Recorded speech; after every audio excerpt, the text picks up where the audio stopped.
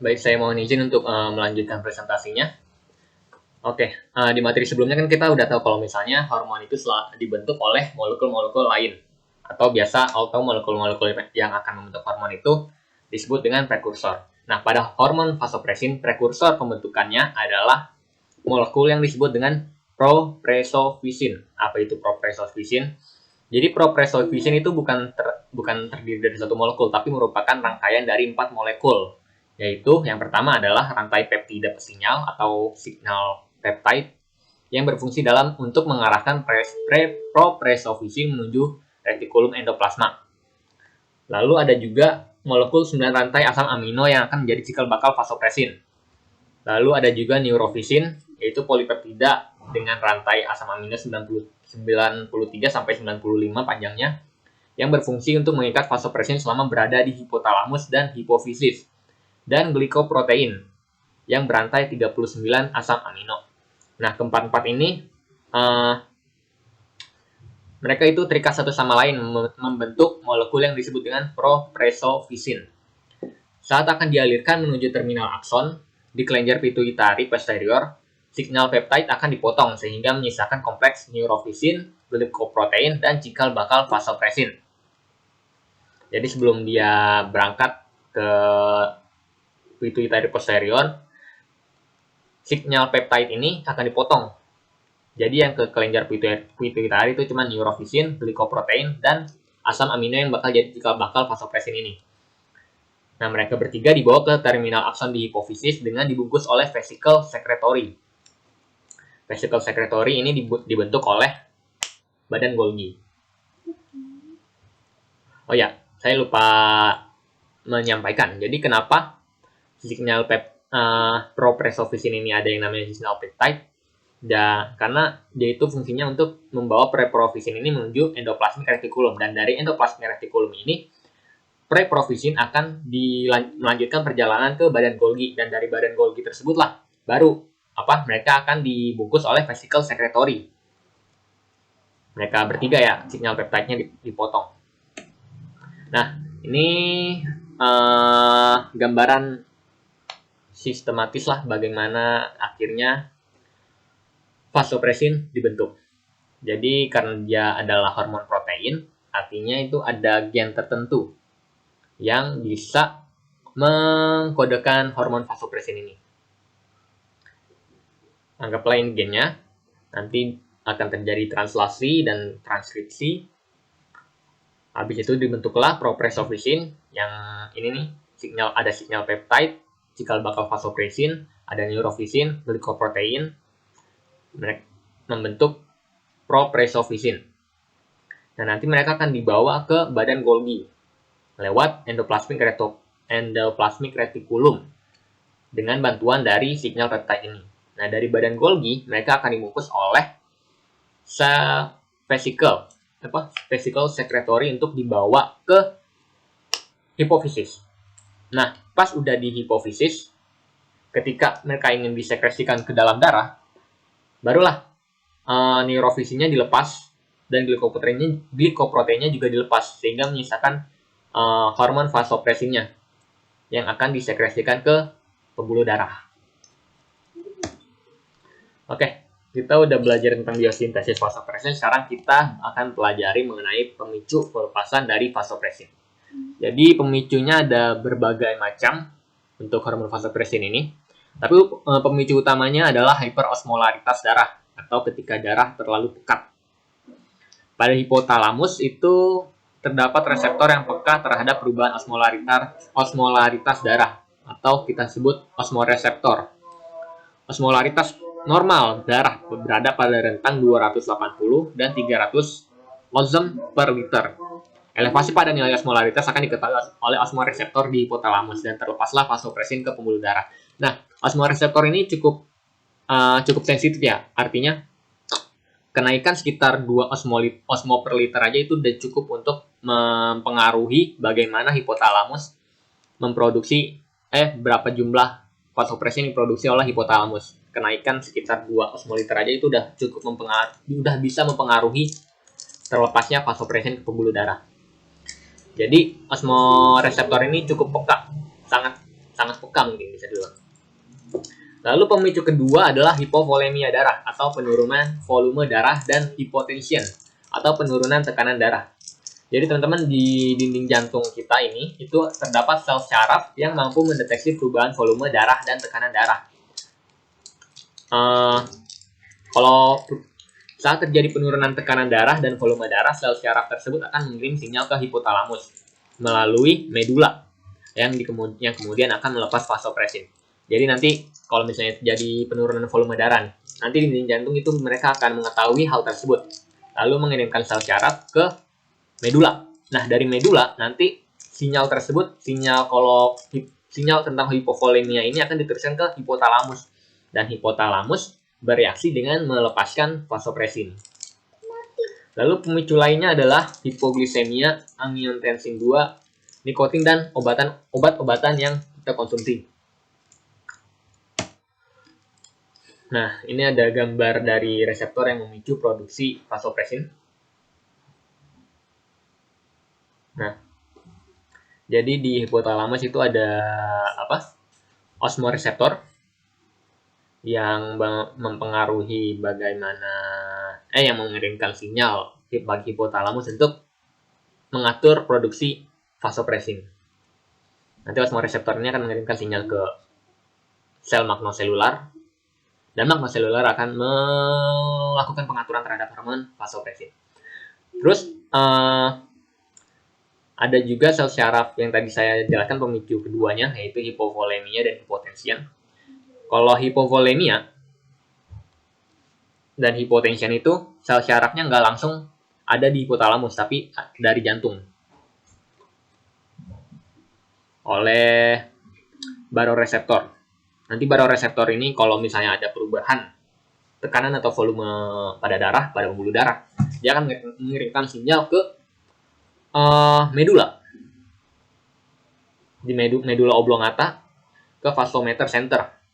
Nanti dari vasomotor center ini akan mengirimkan sinyal tersebut, akan memproses sinyal tersebut, lalu mengirimkan sinyalnya ke hipotalamus, dan produksi vasopresin pun diatur.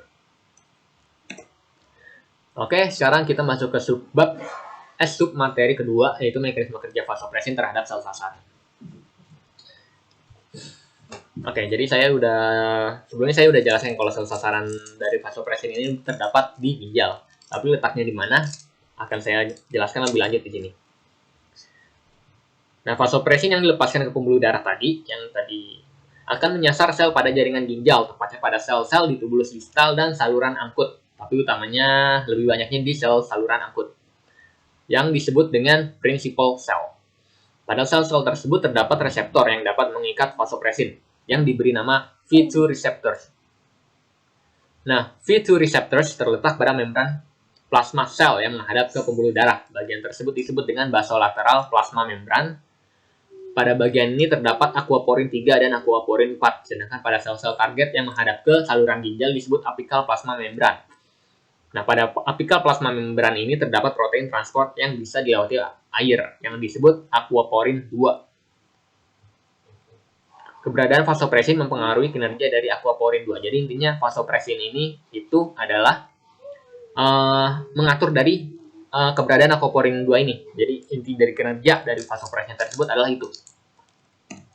Oke, sebelum saya jelaskan lebih detail lagi, di sini saya ingin memberikan gambaran bagaimana struktur sel prinsipal yang ada di ginjal.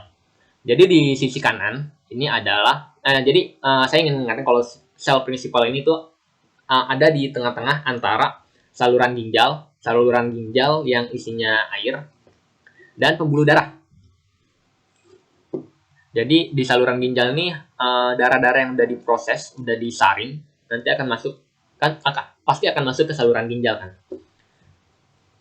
Nah, kinerja dari vasopresin ini adalah bagaimana caranya biar aquaporin 2 ini itu menjadi lebih banyak pada dinding sel yang menghadap ke saluran ginjal, sehingga air yang masuk ke sel prinsipal lebih banyak, air yang masuk dari saluran ginjal ke sel prinsipal lebih banyak dan bisa dialirkan ke pembuluh darah. Jadi ada dua bagian, Plasma membran yang menghadap ke saluran ginjal disebut dengan apical plasma. Di sini ada aquaporin 2. Terus plasma membran yang menghadap ke pembuluh darah disebut dengan basolateral plasma membran. Di sini ada aquaporin 3 dan aquaporin 4. Sebenarnya kerjanya sederhana. Aquaporin 2 itu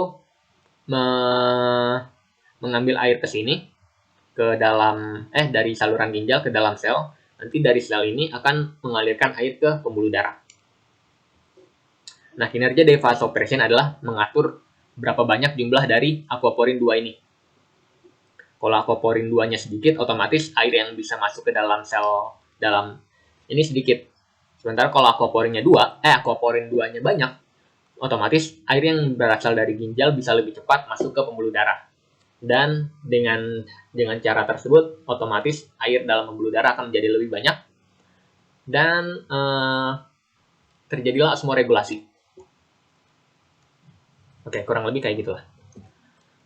Nah, ini secara detail proses yang terjadi dalam sel. Jadi ketika V2 reseptor mengikat vasopressin, hal ini akan mengaktifkan G-stimulatory protein atau kita singkat GS protein. Nah, GS protein ini yang teraktivasi akan mengaktifkan enzim bernama adenylate cyclase atau AAC enzyme. Nah, enzim adenylate cyclase yang telah aktif memiliki kemampuan untuk merubah ATP, adenosine trifosfat, menjadi CAMP, cyclic adenosine monofosfat.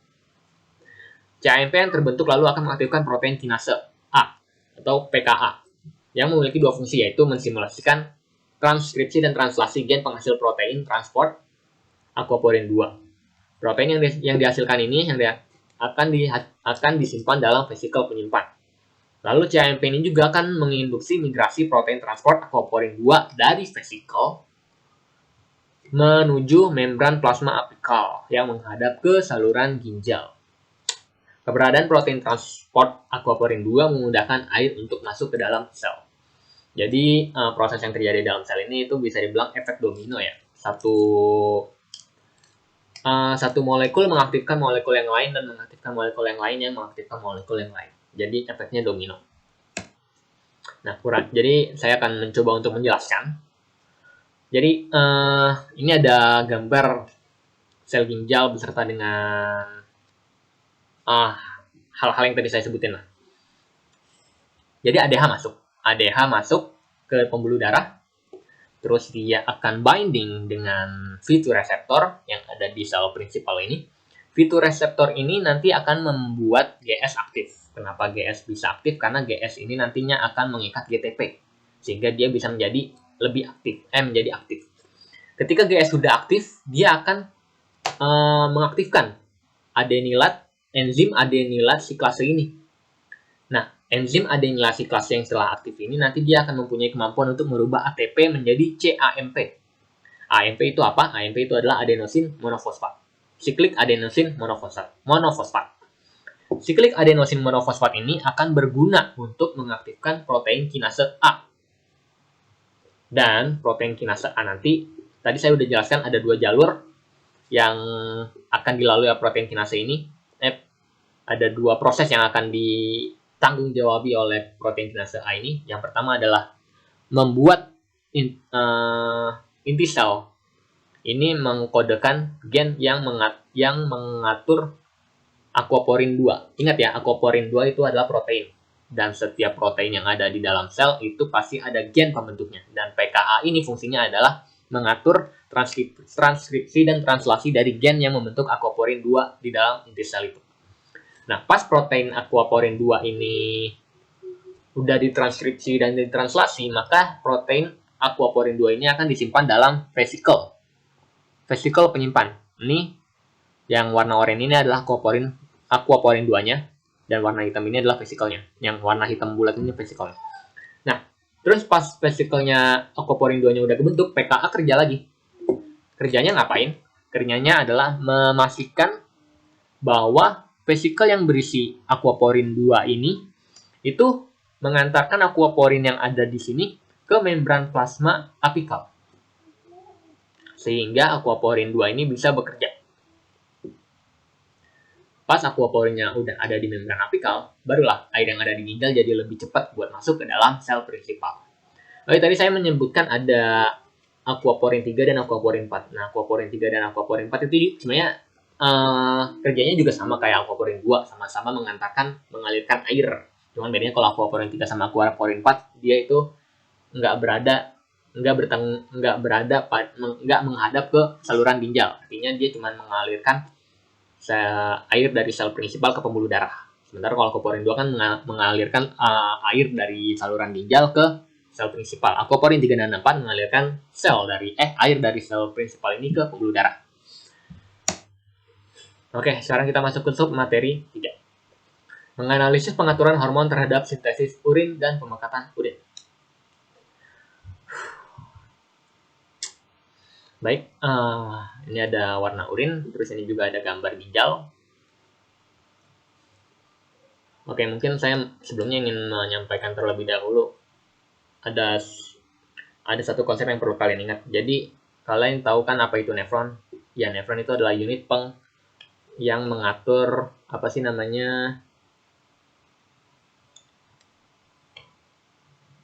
penyaringan darah. Nah, kapan nefron itu disebut nefron? Nefron itu adalah gabungan dari glomerulus, lengkung Henle, tubulus distal, dan sampai ke tubulus collectivus. Jadi dari glomerulus, lengkung Henle sampai tubulus distal itu dia disebut satu nefron. Ya, cuman pengen nyampein itu aja sih. Oke, terus kita belajar dulu terlebih dahulu tentang anatomi ginjal sebelum kita masuk ke ini. Jadi darah yang disuplai ke ginjal berasal dari arterioid artery. Di sini kita belajar dulu tentang dari mana darah kita itu masuk ke ginjal. Arterioid artery ke arah korteks akan membentuk arteri interlobular. Jadi dari arcuate artery ini dia akan bercabang. Nah, percabangan yang menuju korteks ginjal akan membentuk arteri interlobular. Nah, ingat ya, nefron-nefron yang ada di ginjal itu selalu berada di korteks, di dalam korteks. Korteks itu adalah bagian paling luar dari ginjal. Nah, terus arteri interlobular ini akan bercabang lagi membentuk arteriole afferent. Dan arteriole afferent inilah yang akan menjadi cikal bakal dari kapiler-kapiler yang membentuk glomerulus. Ingat ya, glomerulus itu merupakan lipatan. Apa sih lipatan? Lipatan kayak kusutan. Apa sih namanya? Pokoknya glomerulus itu isinya adalah kapiler yang berisi darah-darah yang berasal dari arteriole afferent. Nah, glomerulus ini dibungkus oleh kapsula Bowman. Kapsula Bowman disusun oleh sel-sel yang sama yang membentuk nefron. Nah, darah akan difiltrasi di glomerulus dan keluar melalui arteriole afferent. Setelah keluar dari glomerulus, arteriole afferent akan melanjutkan perjalanannya melewati tubulus-tubulus ginjal, seperti tubulus proksimal, tubulus distal, lengkung Henle, tubulus collectivus, dan di sini mereka akan disebut dengan pembuluh darah peritubular. Yang mana tuh? Nih, peritubular. Zoomin gimana sih, zoom. Nih, peritubular. Setelah itu mereka akan menuju ke vena interlobular. Dan dari vena interlobular inilah akan masuk lagi ke vena arcuate, dan balik lagi ke jantung. Kenapa gue mencet escape?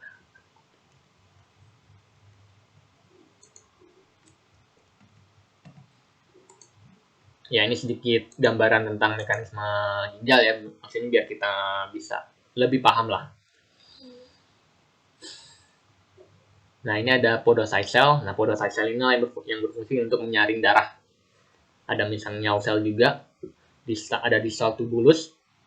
Nah, di tubulus distal ini ada satu bagian di mana tubulus distal ini ketemu sama arteri afferent sama arteriole afferent. Nah, tubulus distal yang ketemu sama arteriole afferent arteriole ini disebut dengan makula densa. Oke. Sekarang kita akan belajar mengenai rata-rata jumlah molekul yang diproses di ginjal selama 24 jam dengan keadaan normal. Ini ada beberapa molekul seperti Na+. Ya, mungkin kalian bisa baca sendiri lah ya. Intinya dari 180.000 air yang difilter di ginjal, yang direabsorpsi itu sekitar 179.000, dan yang diekskresikan adalah sekitar 1.000. Begitu pula juga dengan yang lain. Penjelasannya ada di sini. Silakan dibaca sendiri. Oke, sekarang kita baru masuk ke mekanisme pengaturan hormon vasopresin.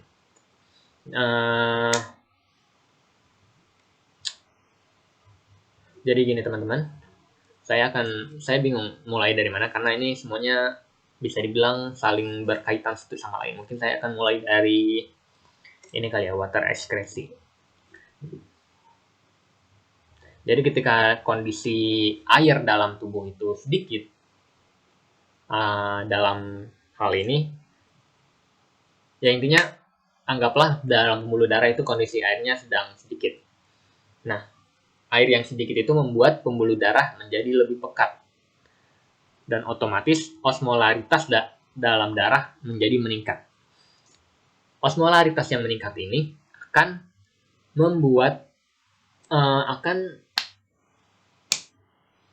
anterior hipotalamus osmoreseptor tertrigger, terpicu untuk mengirimkan sinyal ke supraoptik nukleus dan paraventrikal nukleus untuk melepaskan hormon ADH. Nah, hormon ADH ini teman-teman, mereka itu punya dua akibat. Yang pertama, dua efek. Yang pertama adalah mengatur permeabilitas urea dan permeabilitas dari watt air yang mengakibatkan reabsorpsi dari air menjadi meningkat. Terus efek yang kedua adalah vasokonstriksi atau mengecilnya pembuluh darah. Nah, ketika airnya sudah kembali normal karena terjadinya water reabsorpsi ini, otomatis osmolaritas darah akan turun. Dan ketika osmolaritas darah itu turun, itu akan mengurangi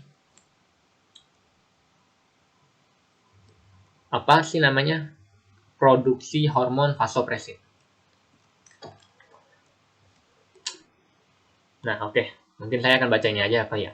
Jadi osmoreseptor yang berada di anterior hipotalamus itu mampu mensimulasikan sel neurosekretory untuk memproduksi vasopresin. Osmolaritas rendah pada plasma dapat menginhibit produksi vasopresin dan osmolaritas tinggi pada plasma darah meningkatkan. Hal ini mengakibatkan mekanisme negatif feedback loop, di mana keberadaan vasopresin pada ginjal meningkatkan reabsorpsi air ke darah yang bisa menurunkan osmolaritas plasma darah dan menurunkan produksi vasopresin. Jika osmolaritasnya kembali tinggi, vasopresin akan kembali dikeluarkan, dan begitu seterusnya. Jadi, terjadi mekanisme feedback loop ini yang mengatur produksi vasopresin. Terus pengaturan hormon vasopresin berdasarkan perubahan tekanan dan volume darah. Tadi saya udah bilang kalau misalnya di jantung itu ada yang namanya reseptor tekanan dan reseptor volume darah. High pressure reseptor yang berada di sinus karotid dan low pressure reseptor yang berada di lengkung aorta memberikan informasi ke saraf pusat atau medula oblongata mengenai perubahan kondisi volume dan tekanan darah. Informasi tersebut diproses di medula oblongata dan akan mempengaruhi sekresi vasopresin oleh hipotalamus. Penurunan volume darah menstimulasi produksi vasopresin dan meningkatkan reabsorpsi air pada darah. Hal ini membantu menjaga kandungan air dalam darah. Lalu selain bekerja pada sel ginjal, vasopresin juga bekerja pada sel pembuluh darah dengan menstimulasi terjadinya vasokonstriksi yang mampu meningkatkan tekanan darah. Mekanisme penurunan produksi vasopresin terjadi bila tekanan darah meningkat drastis. Terus juga ada rasa haus. Meskipun pengaturan ekskresi air dan garam dapat menstabilkan osmolaritas plasma darah, tapi pada dasarnya itu masih belum cukup ya untuk menggantikan air yang hilang selama kita beraktivitas. Oleh karena itu, input air dari luar tubuh dibutuhkan. Dan oleh karena itulah, tubuh kita mensimulasikan rasa haus. Rasa haus disimulasikan oleh jalur syaraf yang sama yang mempengaruhi peningkatan produksi hormon vasopresin, yaitu reseptor high pressure di arcus aorta dan low pressure reseptor di dinding atrium kanan jantung, dan osmoreseptor di anterior hipotalamus. Baik, sekarang kita masuk ke submateri terakhir, yaitu menganalisis kelainan atau penyakit yang berkaitan dengan hormon vasopressin. Kita masuk ke materi diabetes insipidus. Diabetes insipidus. Nah, penyakit ini ditandai dengan produksi urin yang melebihi volume normal dan osmolaritas yang lebih rendah dari normal. Jadi osmolaritas urin normal kita itu berkisar pada 600 sampai 800 ozem per liter. Artinya sepakat itu. Jika kurang pada penderita diabetes insipidus, osmolaritas urin hanya sekitar 400 ozem per liter, bahkan bisa kurang. Jadi dari 800 ozem per liter normalnya. Nah, penderita diabetes insipidus itu urinnya itu osmolaritasnya cuma 400 osmoliter. Artinya urinnya itu encer banget, terlalu banyak air yang terkandung di urinnya. Hiposmolaritas menandakan urin yang lebih encer dari seharusnya. Diabetes insipidus diakibatkan oleh beberapa faktor, yaitu defisiensi produksi vasopressin pada hipotalamus, atau bisa juga dikarenakan penurunan sensitivitas reseptor terhadap vasopressin. Jadi vasopressinnya itu kondisinya normal, tapi ada kesalahan di sel sasarannya yang menghadang sensitivitas reseptor terhadap vasopressin. Sekarang jam berapa nih? Ini defisiensi produksi vasopressin akibat. Dan jika diabetes insipidus diakibatkan oleh kelainan pada produksi vasopressin, maka itu akan disebut dengan sentral diabetes insipidus. Kegagalan produksi vasopressin dapat diakibatkan oleh kerusakan pada hipotalamus ataupun kelenjar pituitari.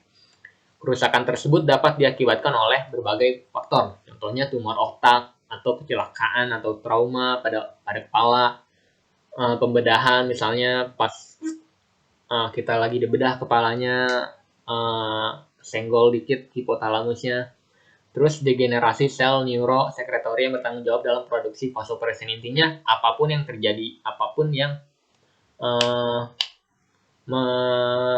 mengganggu hipotalamus dalam memproduksi vasopressin itu disebut dengan sentral diabetes insipidus. Ataupun kalau ada kesalahan di kelenjar pituitarinya juga itu disebut sentral diabetes insipidus.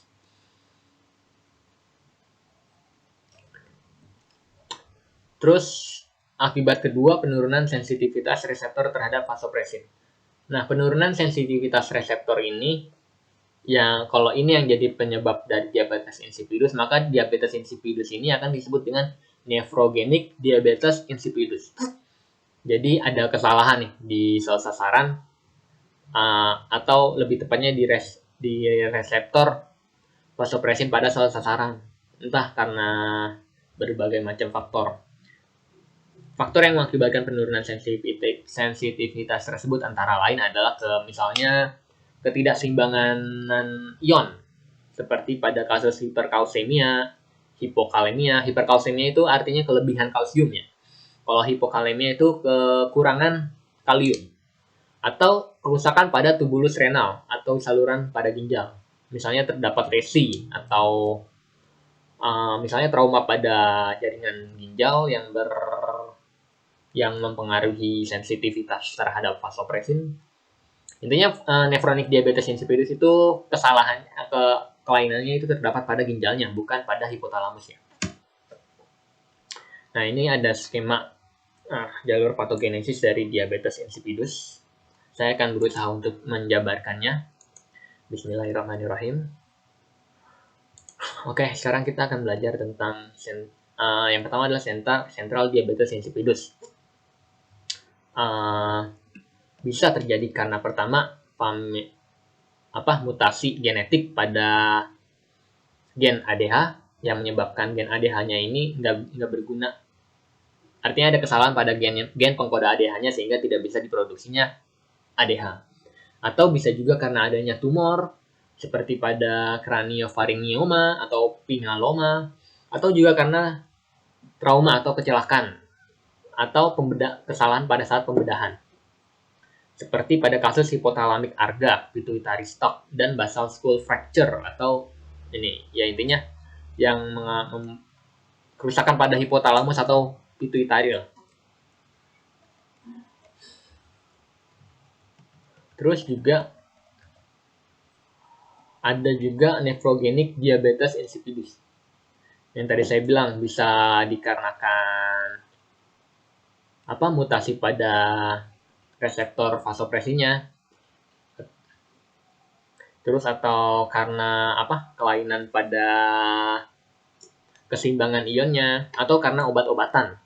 Seperti ketika kalian mengalami terpapar oleh logam berat seperti litium, atau kalian mengkonsumsi obat seperti demeclocycline, itu juga bisa memberikan dampak terhadap penderita diabetes insipidus. Nah, ketika vasopresin, sekarang kita bahas jalur patogenesisnya. Yang pertama, sentral diabetes insipidus, yaitu ketika hipotalamus tidak bisa memproduksi vasopresin. Ketika vasopresin di dalam darah itu sedikit, otomatis air yang diserap oleh darah itu otomatis akan terjadi penurunan reabsorpsi air pada darah. Reabsorpsi air di ginjal oleh sel prinsipal. Ketika itu terjadi, otomatis air yang udah diserap oleh glomerulus udah lewat aja gitu ke tubulus distal dan tubulus collectivus tanpa diserap lagi. Otomatis urinnya menjadi terlalu banyak air, terlalu encer, karena air yang udah diserap oleh glomerulus tidak diserap lagi oleh tubulus collectivus dan tubulus distal. Dan akibatnya adalah satu kelainan yang kita sebut dengan poliuria. Poliuria itu singkatnya adalah kondisi di mana kalian itu terlalu banyak kencing. Kalau nefrogenik juga kurang lebih sama kasusnya, prosesnya. Cuman bedanya mungkin di tingkat keberadaan di jumlah vasopresin pada pembuluh darahnya. Kalau pada nefrogenik diabetes insipidus itu kesalahannya ada di sel ginjalnya. Jadi sel ginjalnya ini nggak bisa mengikat vasopresin. Dan hasilnya pun sama. Karena vasopresin nggak bisa diikat, otomatis mekanisme reabsorpsi air di tubulus distal dan tubulus collectivus menjadi terhambat. Otomatis urinnya jadi lebih encer lagi karena tidak terjadi reabsorpsi air, dan otomatis akan menghasilkan kelainan yang disebut poliuria ini juga. Ya.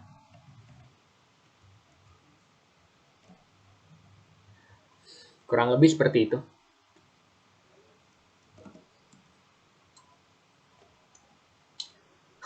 Ya, mungkin itu aja penjelasan dari saya.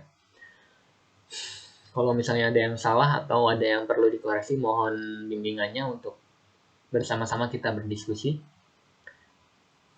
Dari saya sekian. Wassalamualaikum warahmatullahi wabarakatuh.